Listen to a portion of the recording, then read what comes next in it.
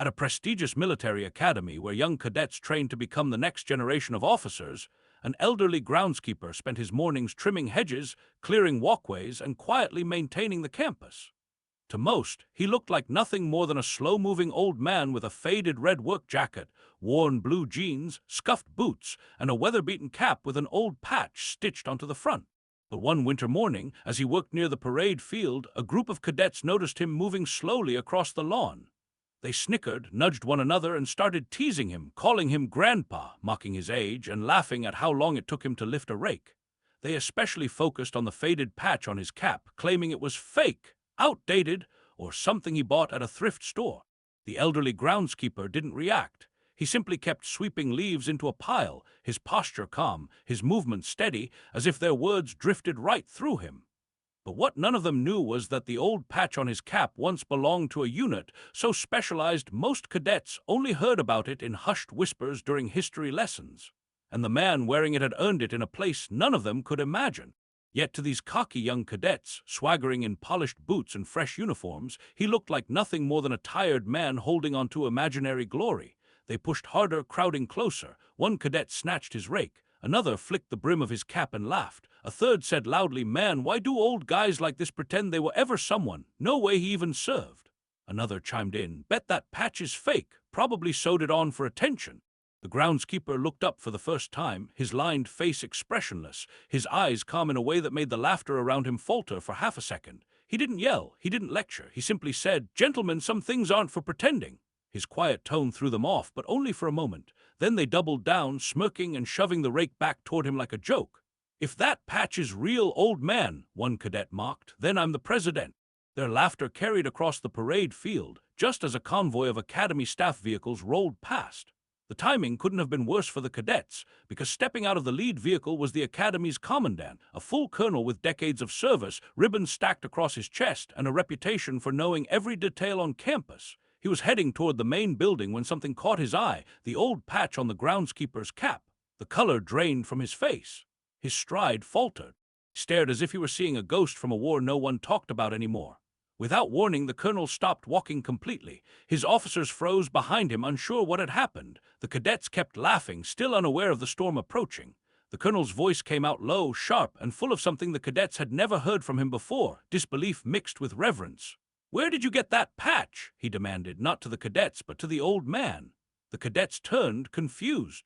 Their laughter died instantly. The groundskeeper didn't answer yet. He simply adjusted his cap, the old patch catching the sunlight. The colonel inhaled sharply.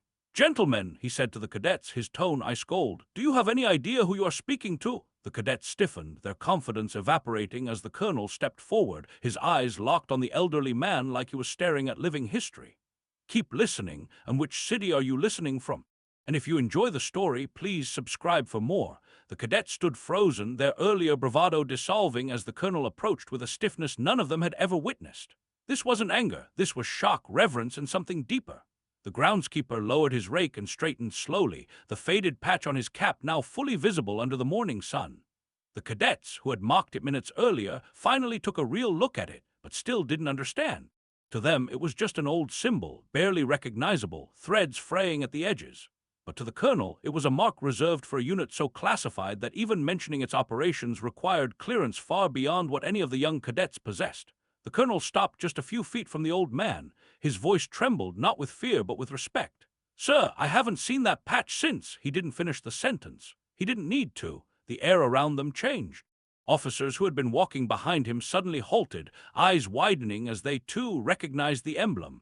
One whispered, "No, it can't be him." The cadets heard every word. Their stomachs tightened. Whatever joke they thought they were making had just spiraled into something catastrophic. But the colonel wasn't looking at them anymore.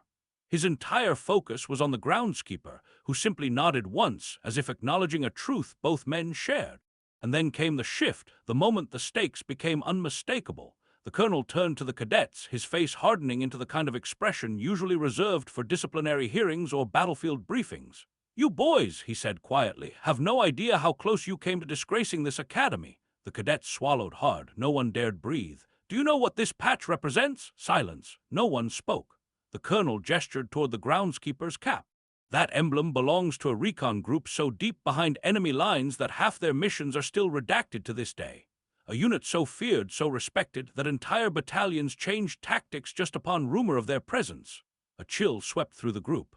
One cadet, the boldest earlier, now felt the sweat on his palms as his throat went dry. "Sir, we didn't know." "No," the colonel snapped sharply. "You didn't, and that is exactly the problem." The colonel took a breath, then continued in a low, controlled voice. "The man you mocked helped shape operations that saved thousands of American lives. He trained officers who trained me. He survived missions that would break most men before they even left the wire." The cadets looked at the elderly groundskeeper again, but this time with new eyes, not as a janitor or a harmless old man, but as someone whose very presence held weight, someone whose silence meant more than any of their bragging ever could. One cadet stammered, "Sir, we thought the patch was like a replica." The colonel glared at him. "Cadet, the only replicas of that patch exist in museums, shadow boxes, and on the coffins of men who never returned home." The words hit like a punch. The cadets shifted uneasily, their shame growing heavier by the second, but the colonel wasn't finished. He stepped closer to the groundskeeper, lowering his voice. "Sir, if I'm not mistaken, you're one of the original 12, aren't you?" A murmur rippled through the officers behind him. One gasped audibly. The original 12 were legends, ghosts almost, men who entered a war zone with no guarantees of rescue, no recognition, and no expectation of surviving. And if this old man was truly one of them, then the cadets had insulted someone whose name carried more weight than any living officer on the grounds. The groundskeeper simply nodded. "Wasn't my plan to make a fuss," he said quietly. "Just doing my job." The colonel shook his head slowly. "Sir, with respect, you've done far more than that." And then he turned to the cadets, his voice hardening again. "You boys have a lot to answer for." The cadets felt the world closing in as the realization settled. Their careers, their reputations, everything they thought they knew about respect and rank was about to be tested in ways they never imagined. The cadets stood stiffly as the colonel's words hung in the air, each one landing heavier than the last. The elderly groundskeeper, whom they had mocked, laughed at, and dismissed as insignificant, stood quietly, almost shrinking back from the attention. But the atmosphere around him was shifting in a way none of them were prepared for. The tension that had started as humiliation began curdling into something else, anticipation, unease, and unmistakable awe. And just as the cadets thought the moment couldn't escalate further, an unexpected sound cracked through the silence, the sharp rhythmic beat of boots approaching fast. The colonel turned slightly as a group of senior officers, instructors, and even a few visiting dignitaries stepped onto the field. At first, the cadets couldn't understand why so many high-ranking officials were suddenly gathering, but then they saw what the officers were looking at. Not them, not the colonel, the patch. The faded, weather-beaten patch on the old man's cap. "Is that?" one major whispered, stopping mid-stride. "It can't be, but that unit was disbanded decades ago. Only one man survived that operation." They weren't whispering quietly enough. The cadets heard everything. The emotional weight of the situation hit them like a tidal wave. Whatever trouble they thought they were in a minute ago was nothing compared to this. Something enormous was unfolding right in front of them, something that was rewriting their entire understanding of honor, legacy, and military history. The old groundskeeper, suddenly surrounded by ranks of officers who should have outranked him in every visible way, seemed uncomfortable. His hands tightened on the wooden handle of his rake, knuckles pale, palms trembling slightly, not from fear but from memory. The colonel stepped aside, giving the approaching officers room. One of them, a brigadier general, removed his cap with a slow, reverent motion. "Sir, I never thought I'd see that patch worn by a living man again." The cadets nearly choked on their own breath. "Sir, a general calling a janitor, sir." It didn't make sense. It shattered everything they thought they knew about hierarchy. The general continued, his voice thick. "My instructor at Quantico, he told us stories about your unit. He said you operated so deep behind the lines they had to invent new maps just to track your movements." Another officer stepped forward. "Sir, may I ask, are you really one of them?" The groundskeeper lifted his eyes. For the first time, the cadets saw what the officers were seeing, not a tired, aging maintenance worker, but someone carrying ghosts behind his gaze. He nodded once, quietly. That single gesture hit the surrounding men harder than a spoken confirmation ever could. Emotional tension rippled through the group. Officers straightened, cadets swallowed hard, and then something happened that none of them expected. The general, not the colonel, not the instructors, but the highest-ranking man on the field, took one slow step forward. His voice trembled with something dangerously close to reverence. "Sir, may I shake your hand?" The old man looked startled. He opened his mouth to refuse, but the general extended his hand anyway, steady, open, waiting. The cadets felt their chests tighten as the elderly groundskeeper hesitated, then slowly reached out and shook it. That moment, simple, quiet, and world-shifting, hit every spectator like a bolt of electricity. A janitor, a rake still in one hand, shaking hands with a general who looked like he was greeting royalty. The emotional shift was overwhelming. The cadets felt their knees weaken. The instructors stood silent, humbled, and the colonel exhaled deeply, knowing exactly what this moment meant. The cadets hadn't just insulted an older man, they had insulted a living legend, and the weight of that realization was only beginning to sink in. The air on the training field had become so still that the cadets could hear their own heartbeat thudding against their ribcage. The elderly groundskeeper, once just a background figure pushing a rusted rake, now stood at the center of a semicircle of officers, every one of them carrying the rigid posture reserved for ceremonies of the highest honor. The cadets, who only minutes earlier had been laughing at him, now felt like ants under a magnifying glass, and then the moment snapped into its full force. The brigadier general released the old man's hand and stepped back with a solemn expression. His voice dropped into a tone cadets only heard during battlefield memorials. "Colonel," he said, eyes still fixed on the groundskeeper, "call the formation to attention." The colonel hesitated. "Sir, you want the entire battalion." "All of them," the general said. "This man deserves nothing less." The cadets felt their stomachs drop. The colonel lifted his whistle and blew a piercing blast that echoed across the field like a shot. Within seconds, drills halted. Engines powering Humvees were shut off. Instructors shouted for their units to assemble. Rows of Marines, soldiers in training, and even off-duty personnel jogged toward the center of the field, forming up with mechanical precision. They arrived confused, panting, dust-covered, and then they saw him. The small, elderly groundskeeper standing awkwardly beside the general, rake still in hand. Their confusion deepened, but then the general raised his voice, steady, resonant, unyielding. "Troops, front and center stands a man whose name is carved into the stones of operations you have only read about." The hush became absolute. "This is the last surviving member of the Ghost Ridge Recon Unit," the general continued. "A unit so deep in classified operations that most of its missions are still sealed to this day." Gasps rippled through the crowd. Even the instructors stared, stunned. "Your obstacle courses, he ran them when they were twice as long. Your night navigation drills, he did them under active artillery fire. Your field exercises, he completed them with half the equipment and twice the enemy." The cadets who had mocked him felt their chests crushing inward. The general wasn't raising his voice. He didn't need to. The words carried the weight of the world. "This man," the general said, pointing at the groundskeeper, "completed a 5-mile extraction run with a shattered leg while carrying another soldier on his back. He ended an ambush that should have wiped out his entire recon team.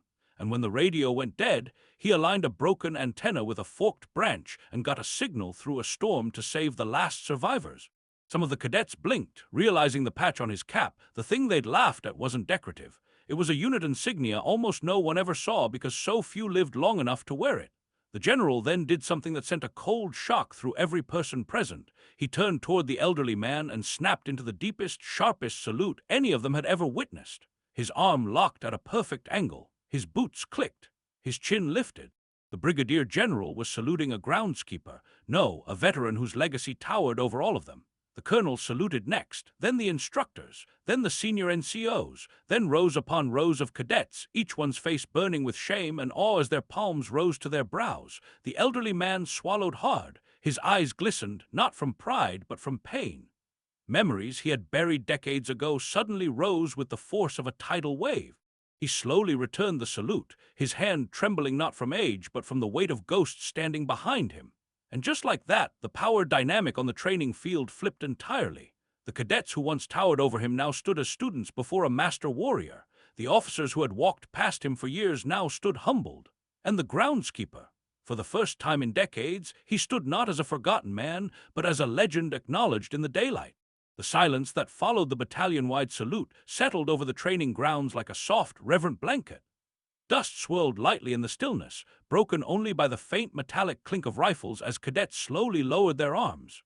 The elderly groundskeeper, who had spent years raking leaves, patching fences, and clearing brush without so much as a second glance from anyone, stood frozen in place, overwhelmed not by pride, but by the surreal weight of recognition he never expected to see again. For a long moment, no one moved. Then the brigadier general stepped closer and placed a firm, steady hand on the old man's shoulder. "You served this nation long before most of these young men and women were born," he said quietly, though every soldier strained to hear. "And yet, after all that, you continue to serve, quietly, humbly, without asking for thanks." The elderly veteran swallowed, his lips parting as if to speak, but no words came, only a shaky exhale. The general continued, his voice warming. You taught us today that true strength isn't loud, it doesn't boast, it doesn't demand attention, it simply is, and it stands steady even when no one is watching. Behind him, the colonel cleared his throat and stepped forward, turning toward the battalion. Cadets, he said sharply, you are witnessing something you may never see again in your entire careers. Take this moment to heart. Take it with you into every patrol, every deployment, every hardship. His gaze shifted to the few cadets who had teased the old man earlier. Their faces were pale, stiff, and drenched in realization. And understand, the colonel continued, that respect is not granted by rank, but earned by sacrifice. The young cadets stared at the ground, shame burning their cheeks.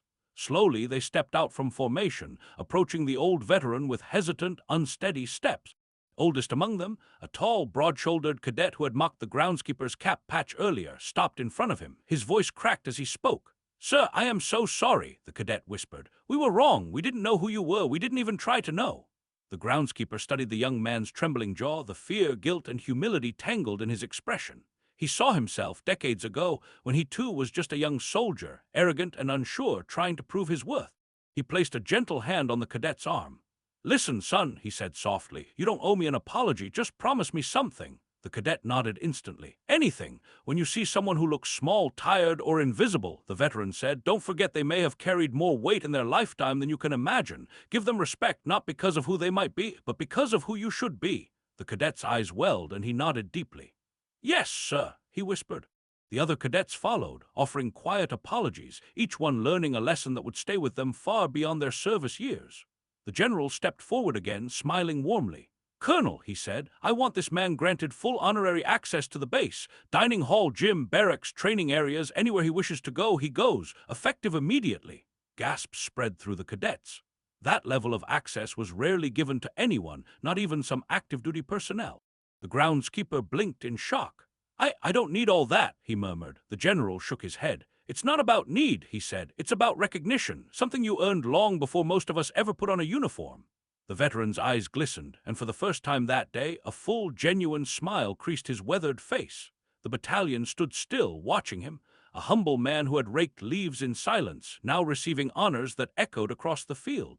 As the sun dipped toward the horizon, casting long shadows over the troops, the groundskeeper turned to leave, rake still in hand. But now every cadet he passed stood to the side, straight-backed, offering him a crisp salute. He returned each one with a nod, not out of pride, but out of gratitude. And as he walked away, his steps were lighter than they had been in years, for he no longer carried the weight of being forgotten.